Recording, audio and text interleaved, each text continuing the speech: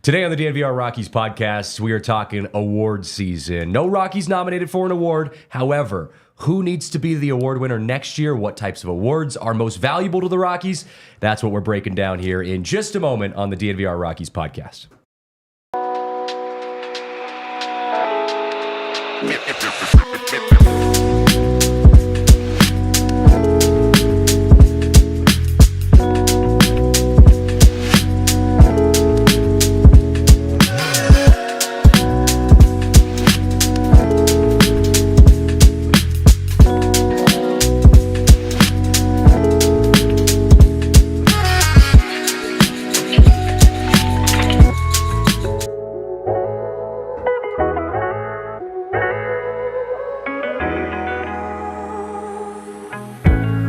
What is up, everyone? Welcome to the DNVR Rockies podcast. I'm Christian Saez.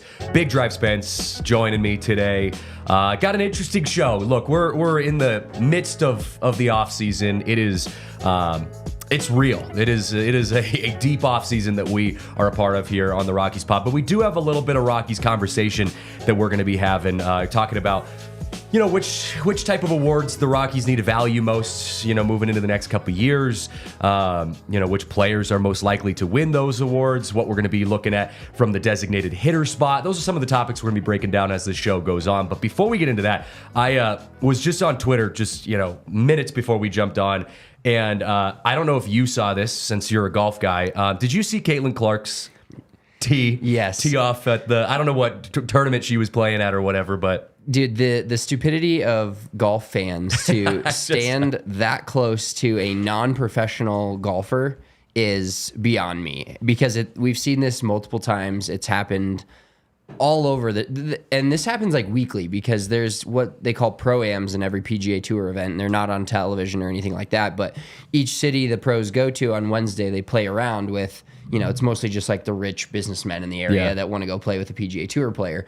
But those guys and gals, just anybody that's not a professional golfer hitting a shot, like, there's even been quotes about how they can be. Peyton Manning did it last year at the BMW. He topped one right off the tee. That. Yeah. They can play in front of 80,000 fans at their sport, but the second you put a golf club in their hand, the nerves turn up to 1,000,000, because you're not that used to doing it. And, you know, even the best golfers in the world will top one occasionally. They're obviously not going to do it as frequent as a non-professional, but yeah, the people that wanted to just get that close, and then she hit it, she re-teed it, and they didn't move. I'm like, I know. You're like, what are you doing? Yeah, and is it worth it? Is it really worth it to get that angle of Caitlin Clark's, you know, drive off the first tee? Like, it's, I don't know.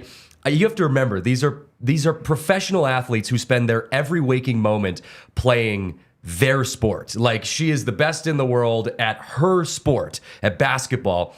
And the idea of saying, I mean, you know, like, how hard it is to be a good golfer. You have to put your entire life into just golf. And so the idea of, like, someone being a really, really good professional athlete at baseball, basketball, any of the other sports, like, you just don't have enough time to practice and get yourself to a place where you can actually hit a good shot. So, shout out to the people who risk their lives on any of those amateur tournaments, and I just figured having you on the show, I had to at least throw that out there, because it's tough. Love me some Caitlin Clark, and she's actually like a good golfer too. She's not even like bottom of the barrel in terms of actually playing golf, but the nerves, and it's something that you can't quantify in any sport, which would be really cool to somehow figure out. But like, it's like if you've ever watched basketball warm-ups. Well, you call games, so you see that. Even your, you know, people that are like high-level Division I college basketball players, they'll make every shot in warm-ups, and then it gets to a game and they're like shooting 40%. The nerves of doing a sport, even the one that you practice all the time, change drastically. And then when you do a sport that you're not doing all the time, it's on 1,000,000. Yeah, absolutely. And seeing all of those people there, I mean, it's like, you know, basketball equivalent to like taking a free throw with an insane backdrop of fans. Like, that's something you've done your entire life in her case. But when you sit there and you're looking through the gauntlet, you're looking through this alleyway of just, you know, hundreds of people looking right at you, and you've got to just string this little tiny ball right through the middle. That's just, That's absurd. I know Rockies have a couple golfers, a couple guys that are into golf. I think Kyle Freeland, says that he's a decent golfer. RyMac has gone out there and says that he can, put a good shot forth every once in a while. The starting pitchers, they really get a chance to golf. Yeah.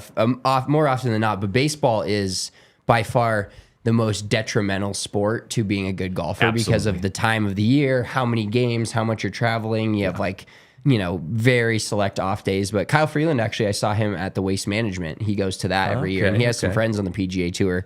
And he actually recognized us, my brother and I. We had DNVR hats on, but he also recognized us from just the podcast in general. So we got to talk to him we walked down a hole with him. And the thing that's crazy about professional athletes is they're all, not all of them, but the ones that are into golf are not just into it, they're obsessed.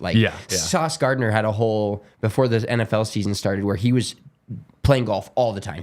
He built a simulator in his house, and then he quit during the season. But they are obsessed with it, and it's cool to see it from my golfing background and brain, and watching these professional athletes that could dust me in anything else, knowing that I could probably dust them in golf is a good feeling. Level out the playing field a little bit. I just think for me, I never played golf until after college because I was always worried I was going to mess up my swing. Baseball swing, golf swing. I always had an issue with dropping my shoulder when I would act swinging baseball. So my dad, it was like religion. We don't touch a golf club ever because it'll just completely throw you off your game.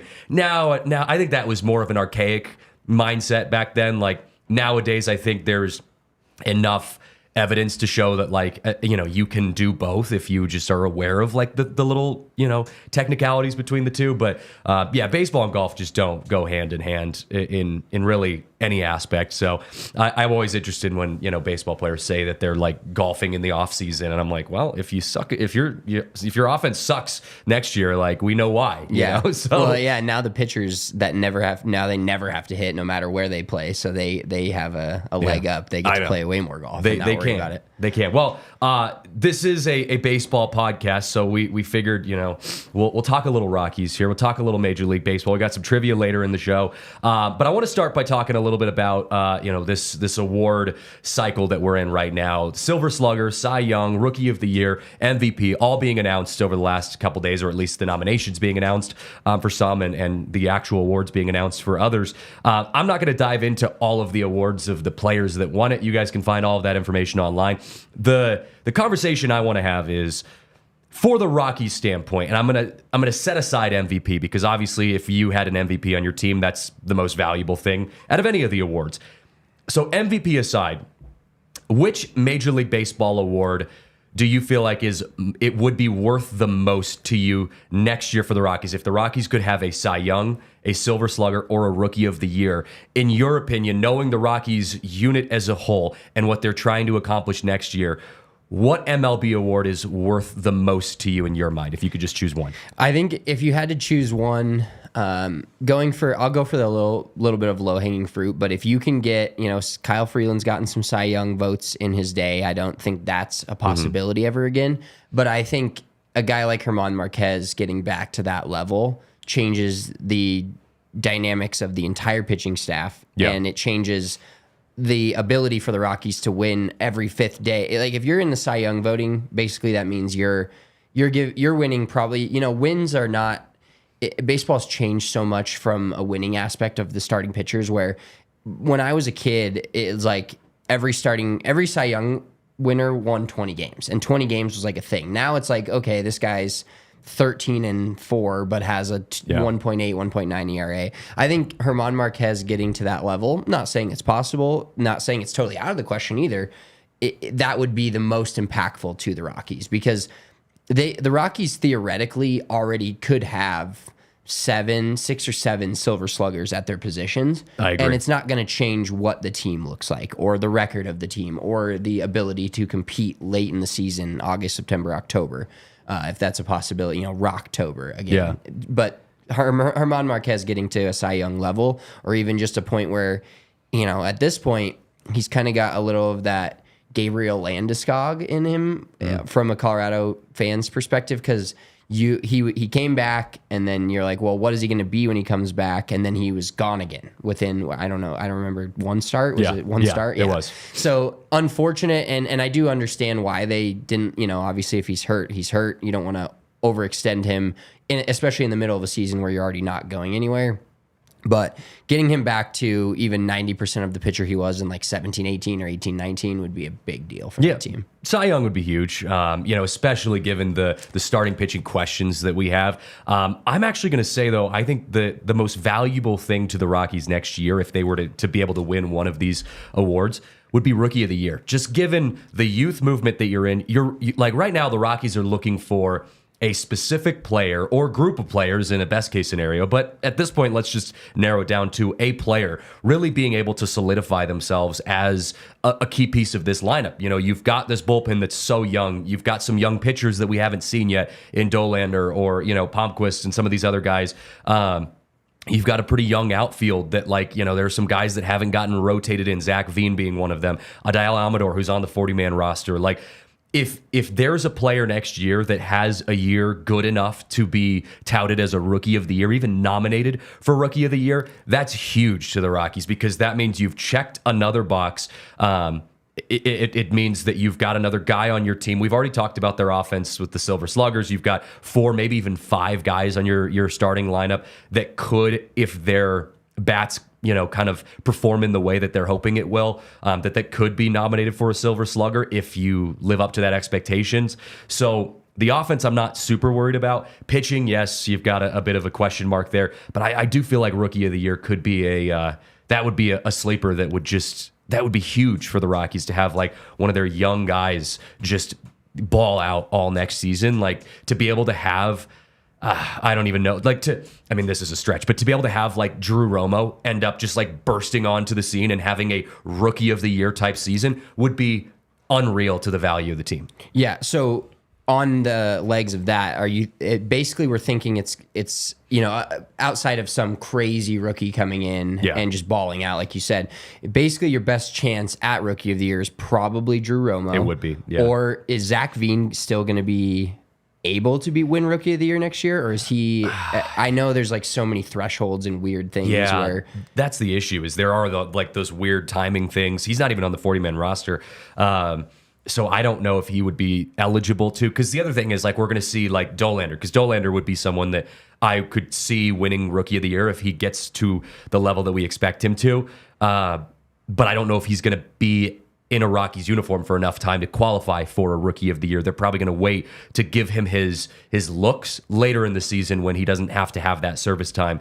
So you're right. It probably would be Drew Romo. I would say probably the year after that, Dollander could be in line for Rookie of the Year. But look at what Skeens did this year. He came in and kind of just took over and ended up being nominated for Rookie of the Year in his time, and they shut him down towards the end of the season. But so I'm not saying it's impossible. I just think Dollander, the fact that we didn't see him at all last year, probably leads me to believe he's not going to start with the Rockies this upcoming year. He's probably going to wait until that eligibility runs out, so that they can keep him as a rookie for next year. Because the other thing is, I believe you get incentives for I believe your team gets incentives if you win a Rookie of the Year. So who was it? Bobby Witt Jr. was that one of the guys who was the Rookie of the Year this year for the Royals? They get an extra pick because of it. So there are those things that the team has to take into consideration as well. I don't see Drew Romo winning a Rookie of the Year next year, but he probably would be the only guy that would be eligible to do it. Well, the other interesting thing you brought up was Adael Amador, who came up and played early in 2024, was not very good, but that can be a learning experience. Sure. He doesn't mean they can't play in the major leagues just because their first stint isn't great.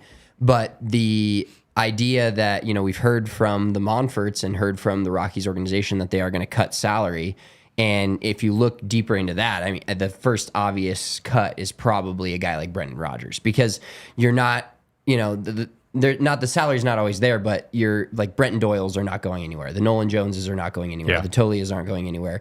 Maybe you take a look at Ryan McMahon and what he's making, but I think the clear and obvious choice for a salary cut is Brendan Rodgers, unless you think that they're going to try.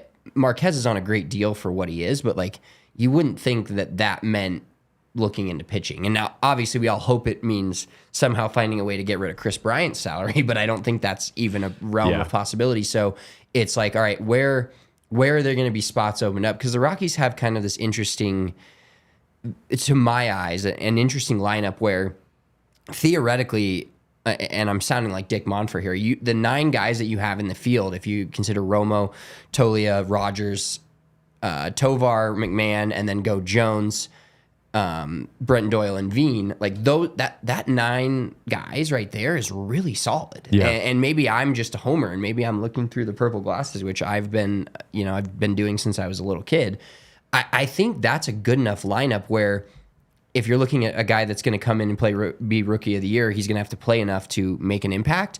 And where does he fall in? Like, I mean, Rogers is probably that spot. Yeah. And so Amador starting the season at second base, and you're going to have, as we see every single year, you're going to have somebody in spring training that you're like, oh, wow, they deserve more time. And Bud Black will see it, and coaching staff will see it and get them more time, but it's hard to predict who that guy is right now. Yeah, totally. Well, and after this break, I want to talk a little bit about, who active player wise we think has the best chance to win an award. It's probably between Cy Young and Silver Slugger, because we just went through the Rookie of the Year situation. So between Cy Young and Silver Slugger, who on the Rockies active roster has the best chance at winning those awards. We'll talk about that when we come back from break. But before we get into that, got to give a shout out to our friends over at Coors Light, because even though it's winter season right now, there are still incredible times that you can enjoy a nice Coors Light. It's one of those drinks that you can have, even though it's a nice, cold, refreshing drink, you can have it all year long. You can have it at a Nuggets game, an Avs game. You can go to a Broncos game, even if it's freezing cold. I'm still a huge fan of drinking, a cold Coors Light,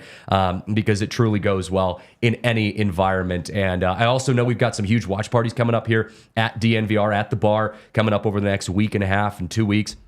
And Coors Light, we've got plenty of Coors Light here for you guys to enjoy. But even if you're not here at DNVR or at a sporting event, Coors Light goes well anywhere you are, whether you're at home or out camping, hanging out with friends, whatever it is. Embrace the chill mindset. Crack open a nice, cold, refreshing Coors Light and make the most out of the times you choose to chill. Choose Coors Light and get Coors Light delivered straight to your door with Instant Cart by going to CoorsLight.com/DNVR. Please celebrate responsibly. Coors Brewing Company in Golden, Colorado.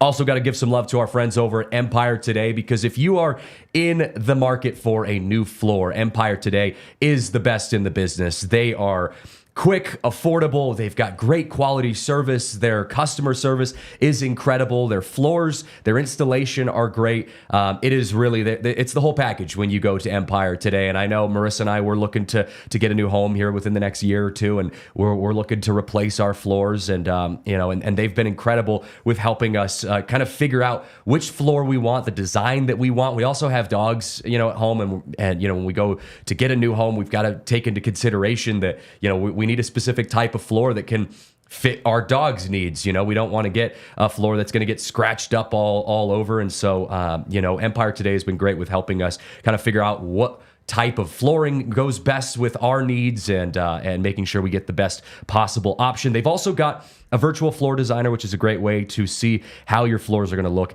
in any space. You take a picture of your living space. You can see what that floor is going to look like right in your very own home. So schedule a free in-home estimate today. All listeners to this show can receive a $350 off discount when you use promo code DNVR. Restrictions apply. See EmpireToday.com/DNVR for details. All right, back here on the DNVR Rockies Podcast, Christian Saez, Spencer Smith with me on the show, talking about the award season right now. And I asked the question, who's going to be the next Rockies player that we think has the best chance to win an award, active player to win an award next season? And this is between probably the Cy Young or Silver Slugger, since we already kind of went through the Rookie of the Year. So we'll just kind of narrow it down even just to Silver Sluggers. We didn't have a single Rockies player get nominated for a Silver Slugger award this year, although we did have some guys that had some pretty good at-bats, some good, just good plate appearances, I'll say. So I'll ask you, who do you think has the best chance as an active Rockies player this year to go win a Silver Slugger award next year? I think it's going to be Michael Tolia. And really? I think from a standpoint of, I like that, the Silver Slugger award has changed as well. Like I talked about pitchers and Cy Youngs, and guys aren't winning 20 games anymore.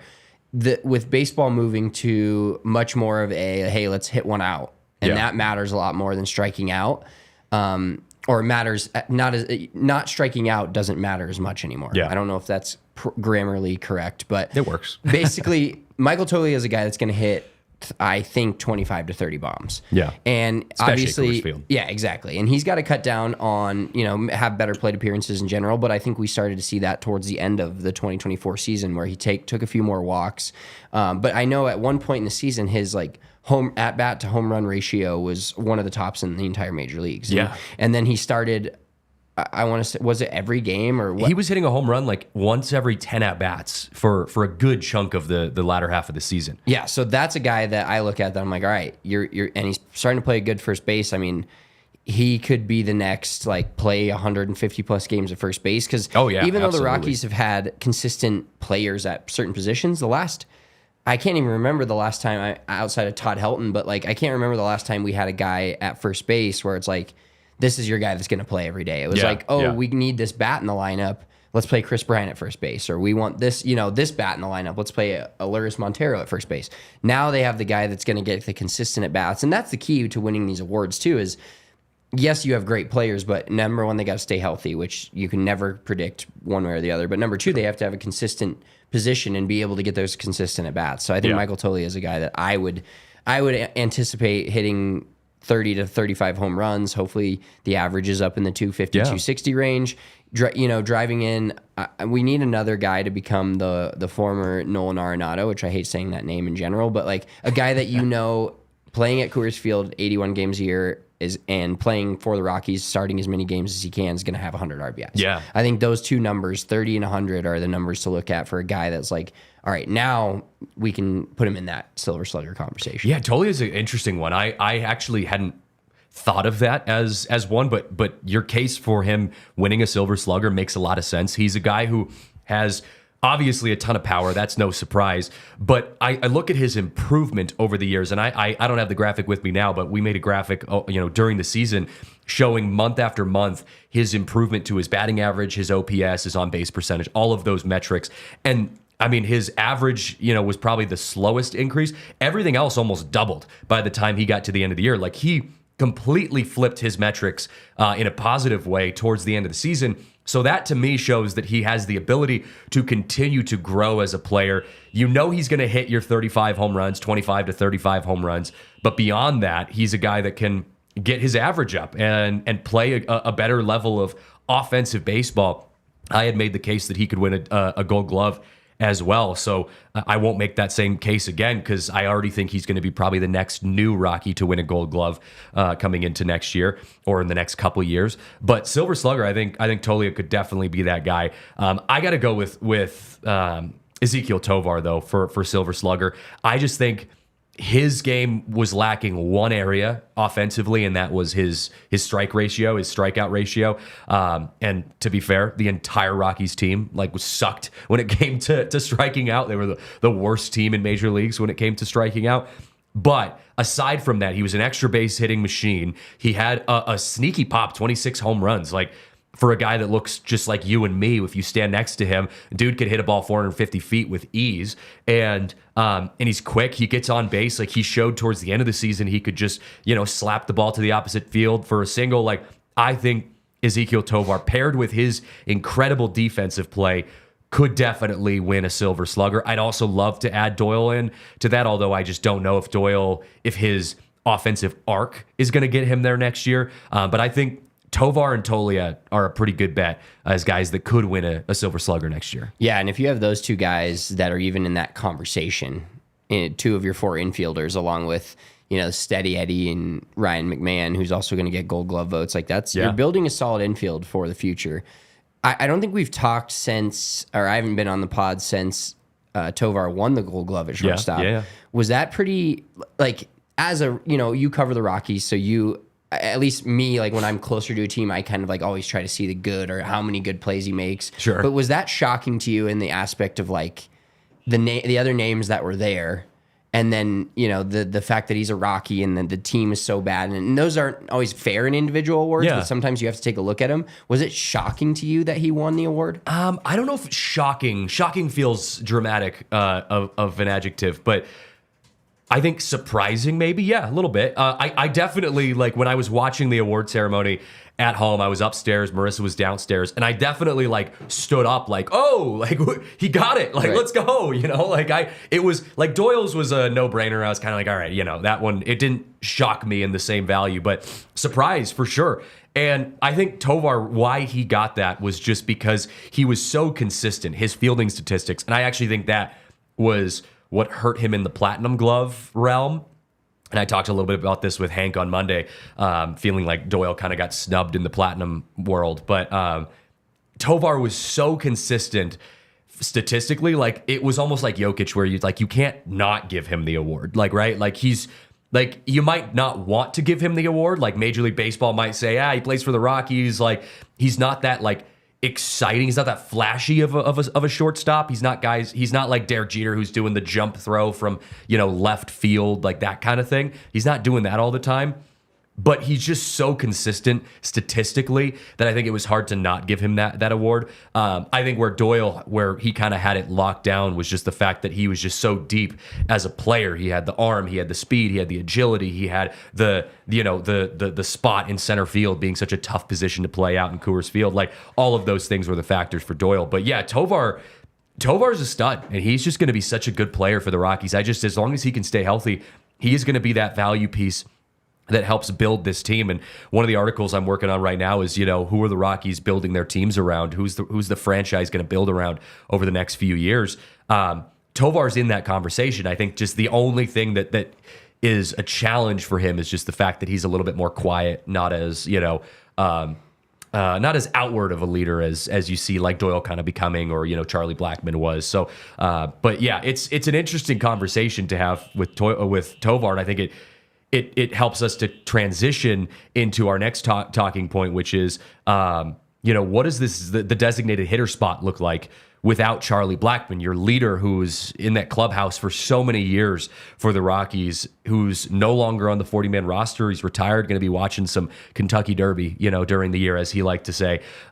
So the Rockies have a big spot to fill, and I think there's a big question mark right now on what do they do with their designated hitter spot. So I wanted to ask you, what do you think the Rockies' move towards the designated hitter spot looks like next year? Do you think they leave that spot open for Chris Bryant? Do you think they go young? Like, how do you think they fill that spot? Well, I think the unfortunate, for me personally, I think they start with Chris Bryant in that spot. As we talked about, the 9 positions on the field, I feel like, I mean, obviously he's not going to play catcher. He does have some versatility in the field, but I think this is a spot where it's almost like they pull an Avs on him, where they're like, hey, you haven't been good the last 2 years. We're going to bring someone else in, which I could see them bringing in like a veteran, like not necessarily this exact name, but a guy like Rowdy Tellez, where it's like, he's not, he's not playing in the field. He's strictly hitting. Like a Jock Peterson type of guy. Exactly. A guy that is just going to hit, and maybe they bring another vet in that's like, they give Chris Bryant the first look at it, I believe, but if through April into May, we see more of what we've seen, and hopefully that, maybe this means like you can get hurt hitting. Obviously, he's found any and every way to get hurt the last couple of years in general, but maybe not playing in the field will help him stay healthier, and then maybe we can get back to at least somewhat of a shell of what he used to be. I mean, I'm not expecting 2015 Chris Bryant by any means, but if he can get back to a decent level of where he's been, I think he's going to get the first crack at that. But I think this is the year where last year they started it at the end of the year, and I think it showed growth as an organization of playing the younger players and just dealing with it. I think this is the year where they really have to decide quickly, much more quickly than in the past, of like, if this guy's not good, we have to find someone else. And we have so many young guys and so many talented guys. Let's get these guys at bats. Why are we wasting our time giving this guy at bats? But I think he gets first crack at it. I agree. I feel the same feelings towards that as you do. It's like, he just hasn't earned it from a play standpoint, but he's just getting paid too much money. Like they have to at least give him a shot. I mean, Bill Schmitz put out article after article, interview after interview, saying we're hopeful for the return of Chris Bryant. Like, we don't know what we're going to get out of that, but we're going to at least try. So it's naive of Rockies fans to assume that he's not going to be out there. He will be out there. It's just a matter of how long, what's their leash for him, how long does he stay healthy, what does him being a successful DH look like? Because here's the other element. Hunter Goodman, I think, is your full-on designated hitter if he can continue to have the at-bats that he had at the end of last year, where he's pretty much a power hitter, can come in, get you, 25, 30 home runs, be another guy that can get double-digit home runs on the season. I think Goodman, he doesn't have the defensive capabilities, although he's listed as a catcher right now. I don't think he beats out Drew Romo or even Jacob Stallings if they re-sign him to be the catcher for the Rockies. I think he's just a guy that can maybe add some depth at that catching position if you need some rest or something like that. I think Goodman feels more like a DH fit to me with the Rockies. So he would be my bet. If Chris Bryant just isn't panning out, I think Goodman kind of is the guy that steps in to take over that spot, because everyone else that you have on your team right now, there's not like a major DH guy on the team. Like Blackmon kind of was that DH guy aside from Chris Bryant. Everyone else has a good defensive, presence. I mean, there's not a single player on the Rockies where I'm like, yeah, they're better offensively than they are defensively, and so we're going to use them, in that way. So I think it's got to be Goodman if it's not Bryant. Yeah, and I think having a guy like Goodman on your obviously having a good young player on your roster is always a good thing, but the versatility that he has as well, and guys can play not easily, but they can play anywhere on the field and kind of be rotated in and out. Some guys play first, third, then they can play in the outfield. Goodman, not a lot of guys can just go in and play catcher. Yeah. So having a guy that's getting consistent at bats, but like you said, whatever they decide to do with Jacob Stallings, you would anticipate Drew Romo's getting the job and going to be the starting catcher on opening day. They'll probably sign a vet here or there, but having a guy that in a Hunter Goodman that can go in and, he was actually pretty decent when he actually had to play catcher. The bat was there, and his defensibility behind the plate wasn't otherworldly, or else he'd be in line to be the starting catcher going into this year. But I think that is a great fit for Hunter Goodman, and because that's a bat there was 10 to 15 game stretches this past year where you're like, oh, this guy's bat needs to be in the lineup. Yeah. And I think it gives just having the DH is such an awesome thing to me personally. Like, I know people love the old school baseball, and I do tend to fall in some of those categories where, like, I have arguments with my brother, and he's like, "Oh, he's hitting two." I'm like, he hasn't watched baseball as much anymore as he used to, but he's like, "Well, you can't be good hitting 220, 230." So he's still very old school about that. Yeah, but times are changing. I think Hunter Goodman's a great option for that. I hope like I said, if it is Bryant that starts there, great, fine, we'll deal with it. But I think Bud Black is also, a little bit more coaching for his job this year. Not that he shouldn't have been the last couple of years, but I think Bud Black really, it was, okay, you got a 1-year deal. We didn't extend you early. We made the decision late.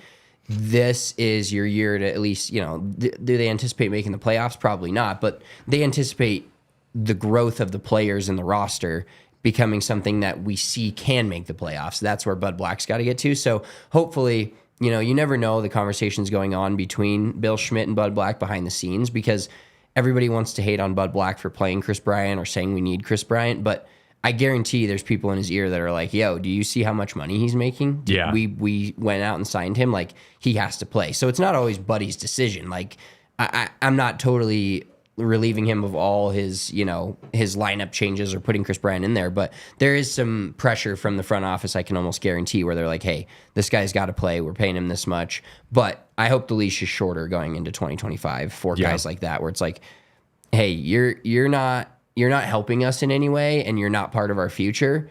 It's time to go. Because you can have guys that you think are part of the future that may not be helping the team, but they need their at-bats. They need to figure out what it's like to play a 162-game season. They need to get their bodies ready for that, where it's like, okay, you're not as good as we had hoped you were, or as good as we hope you'll be in the future, but you are part of the future of this team, so let's get you the at-bats, and I hope they lean that way next year. Yeah, we'll see. We'll find out. But we got to hit a break. After the break, we'll talk a little bit about RyMac's situation. But before we get into that, got to give some love to our friends over at Game Time, because there has never been a better time to be a fan than right now. And Game Time has you covered whenever you're trying to go out to any event, whether it's a sporting event, concert, theater, whatever it was, whatever it is, whatever you're into. Game Time has you covered. They've got this awesome feature on their app called the Game Time Picks.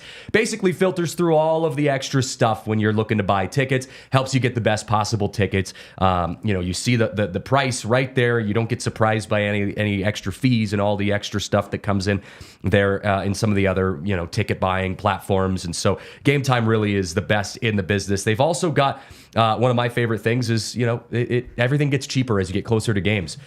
It's kind of the Game Time's, main feature that I love, at least, is that you could wait till 15 minutes before tip off for a Nuggets game, and there you go. You got the cheapest possible tickets to go to a Nuggets games, which are incredible right now. Same thing with the Avs games. So whatever you're into, you got to check out our friends over at Game Time. Take the guesswork out of buying tickets. Get the Game Time app, create an account, use code DNVR for $20 off your first purchase. Terms and conditions apply. Again, create an account and redeem code DNVR for $20 off. Download Game Time today. What time is it? It's game time. Also got to give some love to our friends over at Toyota, because Toyota is the official vehicle of DNVR. It's also the official vehicle of this room, because he has a Toyota, I have a Toyota, my whole family has Toyotas. It's kind of just the DNVR car, I like to say, and so there's a reason for that. Toyotas are incredible. I have an older Toyota. It's got 250,000 miles, and it could probably get another 50,000 to 100,000 miles on it. It is still working like a charm, and it has gotten me through college. It's gotten me through road trips. It's gotten me up into the mountains for some hunting, fishing, whatever I like to do, especially during this time of year, going out and trying to soak up those last few fishing runs before the season ends here in this area. But Toyota really has you covered. So whether you're into getting out in the country, whether you're into just hanging out in the city and you want a low emissions or zero emissions car, they've got you covered in so many different options. There are 16 different hybrid vehicles you can choose from, different SUVs that you can take advantage of. They really have so many different options. So visit your Front Range Toyota stores at a location near you. AutoNation Toyota, Arapahoe and Centennial, Corwin Toyota in Boulder, Groove Toyota in Littleton, Mountain States Toyota in Denver, Stevenson's Toyota East in Aurora, Stevenson's Toyota West in Lakewood. Toyota is the official vehicle of DNVR. All right, back here on the DNVR Rockies podcast. So I want to talk a little bit before we get into some trivia about what the plan is with RyMac, because it's an interesting conversation piece, but I think it has to be had because RyMac really struggled at the end of last season. Yes, he was an all-star. Yes, he had a great start to the year. His defense is, he's a Gold Glove nominated player. I'm not taking any of that away from him, but it would be wrong of me to not acknowledge at least that he, for an entire half of a season, was probably the worst hitter on the Rockies team. From a statistical standpoint, he had a couple good moments. He had some good stretches, but for the most part, his average was really, really low. His on-base percentage was low. He went through a stretch of dozens of games where he didn't even get a hit, and he knew it too. He was pretty hard on himself towards the end of the year, and we even had some conversations with Bud Black towards the end of the season of hey, are you gonna change things up about how you approach RyMac going into next year? And he did confirm to us that yes, the Rockies' plan with RyMac is to actually balance him out a little bit more, take some of the playing time away so that it gives him more rest. Now that was Bud Black's kind of, I think, safe way of saying that. I just think it was my translation of that was that, hey, look, if he's not performing offensively, we need to balance that out a little bit. And so it's an interesting conversation because if RyMac can't get his bat turned around for next year, is his defense enough to keep him in the lineup? Because he's a great defender. And he's even said that, the defensive side of things, he's when my bat isn't there, I really put a lot of effort into my defense to make sure I'm providing to my team. He's an incredible player, good leader in the clubhouse. I don't want to sit here and say that we're going to move on from RyMac, but half of a season of pretty much no hitting from RyMac, if that continues into next year, are we concerned? Yes, we are, because the Rockies are not in a position right now where you can get away with having a one-way player. There are teams that can get away with that. You look at a team like a roster like the Dodgers. If they lost, Tommy Edman was great in the playoffs, but if you lose a guy at shortstop that's or third base and then you have to play one of your defensive replacements. There's always in the MLB there's a ton of those guys. There's the guys that aren't good enough to start every day, but they're if they come in, they're usually really good at defense, or they're actually really awful. Owen Miller, the guy the Rockies just signed. Yeah, 100%. A guy like that. So those guys, the Rockies are not in a position now where they can continuously play those guys. Those guys are valuable in the MLB, but they're valuable on specific rosters. The Rockies is not one of them. So I think if RyMac wants to be part, because he's still young enough to the team and relatively that he could be part of the future as the older guy, absolutely, like not the younger guy, like a Charlie Blackmon type of guy. 100%. And I do see, there was some talk about him being traded at the deadline. Some of my friends are Yankees fans, really wanted him. And he didn't get moved, and he said he wanted to stay here. And there was kind of talk about like, hey, what do you want to be for this team? So maybe he takes over that Charlie Blackmon role, but I don't think at this point you can have, if I'm going to sit here and say you can have a long leash or you can't have a long leash for Chris Bryant, I think they have to treat RyMac the same way. As much as I love RyMac and have purple glasses on for him that I don't for Chris Bryant, you have to treat these guys the same way of, all right, if you're part of the future, we need you to be a good leader. We need you to play good defense like you always have. But there is going to be a point where your leash is going to end if you can't turn the bat around. Yeah, and if you're and here's the thing, if the Rockies defense, if he was your sole Gold Glover and he, the Rockies weren't known for their defense, I'd say yeah, you got to leave him in there. He's got to be that guy defensively, but that's not the case. The Rockies defense is really complete. It's put together. And so your infield is too good, especially your infield is too good to feel the need to leave a guy out there just because he's a really good fielder. Yes, it helps to have a guy holding down the hot corner that you can trust. That's not taking that away from him. But if he's not hitting, or if he's hitting in the way that he did in the second half of the year, I just think you can't rely on that to last throughout an entire season. So I do feel like the Rockies are going to have a little bit shorter of a leash. I don't think they're ever going to go away from RyMac completely, but you might start to see them mixing in some other guys more and more, in that position to just kind of give RyMac more of a chance to kind of find his swing. I think RyMac's young enough. It's a slump. He's going to figure it out. I just feel like it's worth having the conversation of what the Rockies do in a worst case scenario where RyMac can't find his swing next year. So I hope that he comes back. He can be an incredible offensive bat for the Rockies. There's no doubt about that.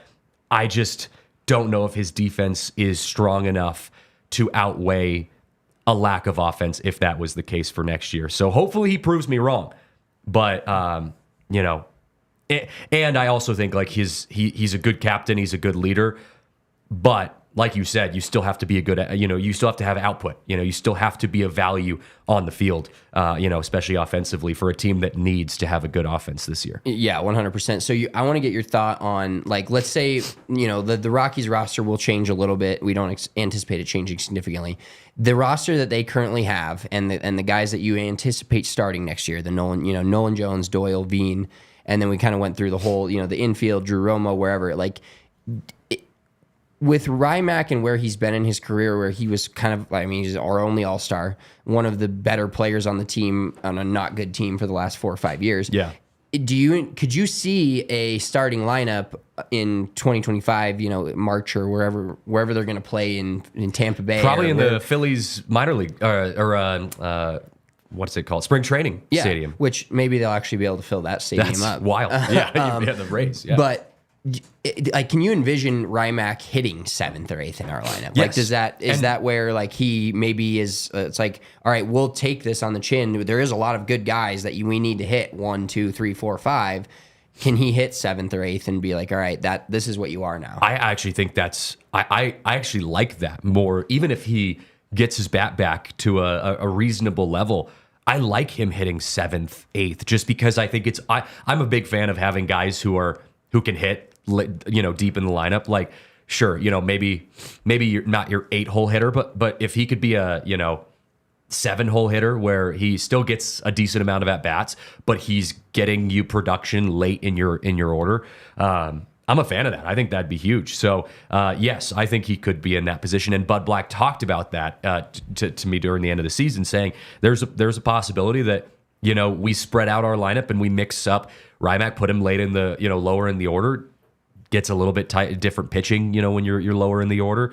And so it kind of just changes things up for you. So yeah, I think that there's a world in which that could happen for sure. But that's going to be an interesting storyline that we continue to monitor as the season goes on next year, is where RyMac, if he's able to get back up on the horse that he's been able to have over his career, and if he can continue to play at that success. But I'm going to hit our last break. After the break, though, we've got a little trivia that I want to throw your way. Test your baseball knowledge, and also you, Kale. I'll throw you into the mix here with that as well, just as the helpline in there. So we're going to do a little trivia after this, but before we do that, got to give a shout out to our friends over at Raising Cane's, because look, it's lunchtime here at DNVR. Anywhere, really. I mean, it's what is it, 1 o'clock in the afternoon? If you're not already on your way to Raising Cane's, stop what you're doing, get out to Raising Cane's. They've got the best chicken finger meal, really, that you can go for anywhere. And we all know there's a lot of places that offer different chicken style kind of food options, and Raising Cane's, they raise the bar when it comes to great chicken meals, chicken fingers. They've got their cane sauce, incredible coleslaw. They've got Texas toast, crinkle cut fries. I mean, it's going to make me hungry here on the show. I had Raising Cane's on my way to the Avs game Monday night, and it was, it's so good. So good. It is so good. I wish there was one on my just specific drive home. I don't have a Raising Cane's on my drive from between DNVR in my house, although maybe that's a good thing, because that is a dangerous combination. I'd be stopping there pretty much every day. But I might have to go out of my way to go pick up some Raising Cane's, because they are that good. So yeah, for cooked to order hand battered chicken fingers, race into Raising Cane's. Turbocharge your chicken fingers and get them even faster by ordering online, which is another dangerous combination, at raisingcanes.com or through their mobile app. Raising Cane's, chicken fingers, one love. Also got to give a shout out to our friends over at Premier Members Credit Union, because if you're like me, you're trying to get on top of your finances. The new year is just around the corner. This is the best time of year to really take control of your finances. Get a savings plan figured out, figure out what you want to do for your retirement, get some of those credit cards paid down. Just kind of reset things. At least that's how I always look at it. And Premier Members Credit Union is a great financial institution that's local here in Colorado. You've got local branches, friendly tellers. They do an incredible job making sure you can get the right tools to help you get on top of your finances. They've got a reverse tier money market. They've got other options for you that can just really kind of tackle whatever financial goals you have set up coming up this year. So as I always do this time of year, start getting your financial goals for 2025 figured out. Head over to PMCU, Premier Members Credit Union, and get a better banking experience, because they are all about creating that better banking experience for their community. So why not see what they can do for you? Check out becomepremier.com to learn more. All right, we're going to do a little Major League Baseball trivia here on the show. Kale and Spencer, I'm opening the floor up to both of you guys here on this one.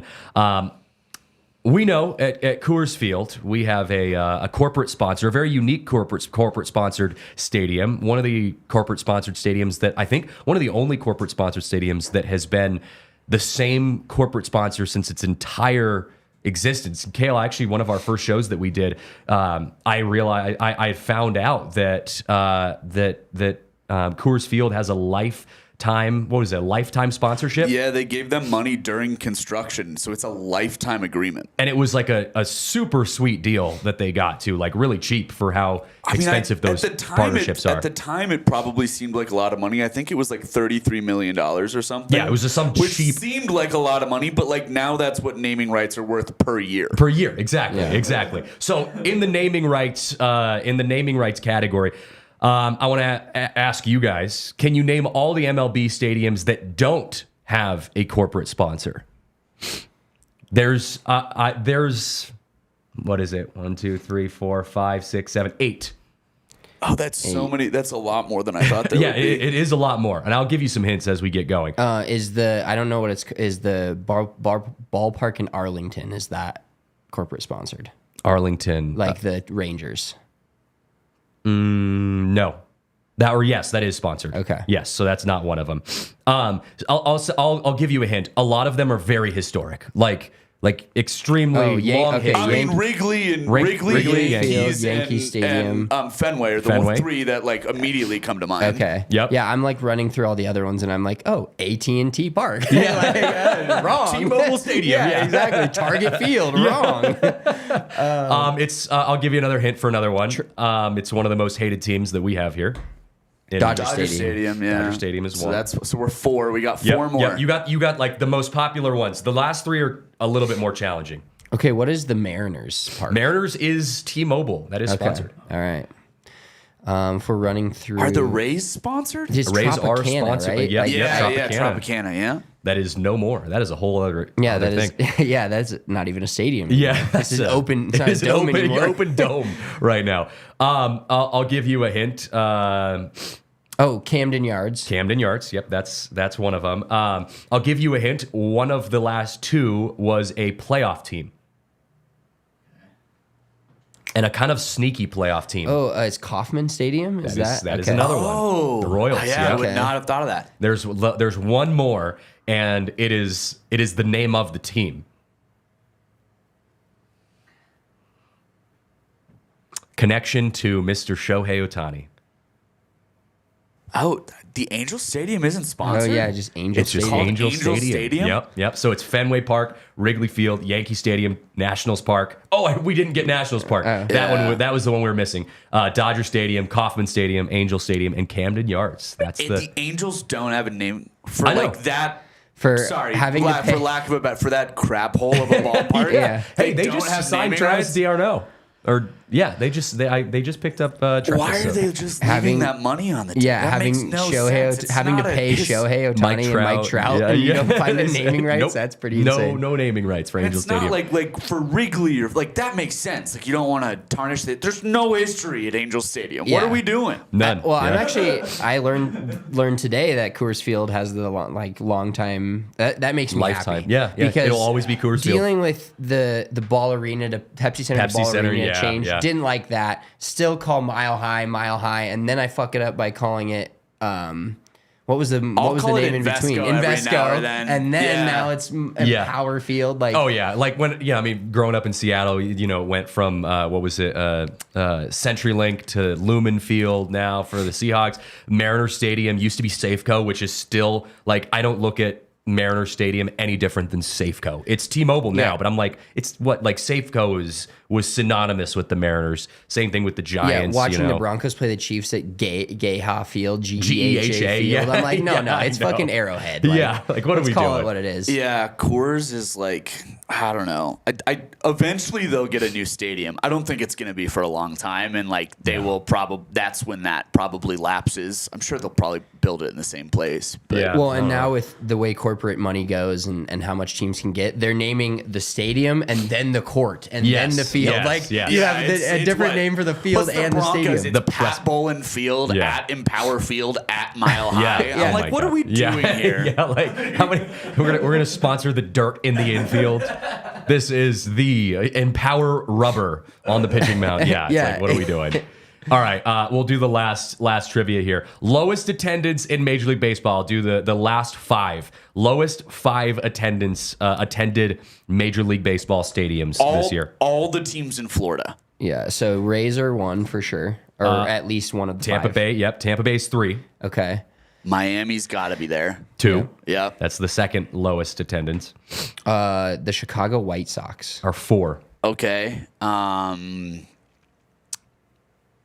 I'll give you another hint. There is a playoff team on this list. Detroit. No, Tigers. no, good guess. No, it's got to be. Got to be the is it Rays. Kansas City. Royals. It's got to be Yeah. the Royals. Yep. Okay. They have 20,000. They average 20,000 fans per game, which are is they wild to me. The lowest?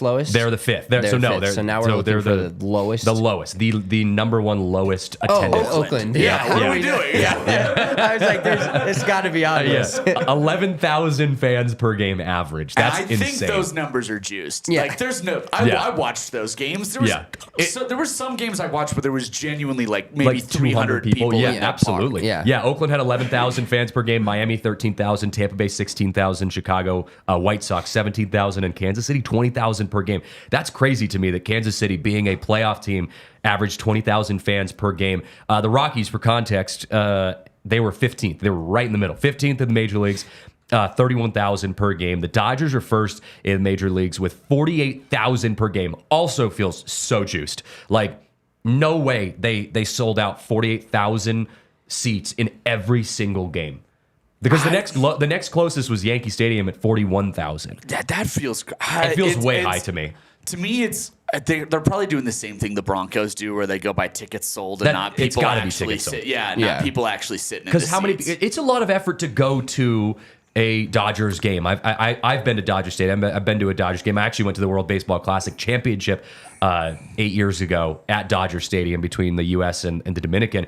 And that, like, just getting to Dodger Stadium is such a hassle. Getting in and out of Chavez Ravine is terrible. Such a hassle. It's so, like, horrible. there's no way you're filling 48,000 seats per game for Dodger Stadium. Well, and don't they have an issue with, they've gotten flamed on social media of like so many people leave early. Yeah. Because like it's such a nightmare to get out of there that people are just leaving in like the 6th and 7th inning. If you have 50,000 people leaving Dodger Stadium every night, like we saw in the World Series and the playoffs, like it's Some of 2 them are hours still of driving traffic. home. Yeah, they're still on the roads. One of my dad's coworkers that lives in LA went to like game 1, I think, the night where it was like all the craziness to go on. It took him 2 hours to just get out of the parking lot. I'm sure. No, yeah. Just to get out of the parking lot. And some setups are like some stadium setups are worse than others for that. Like Coors Field isn't too bad, you know. I mean, it can be annoying sometimes, but like compared to other places, getting out of Oracle Park in San Francisco can be a disaster.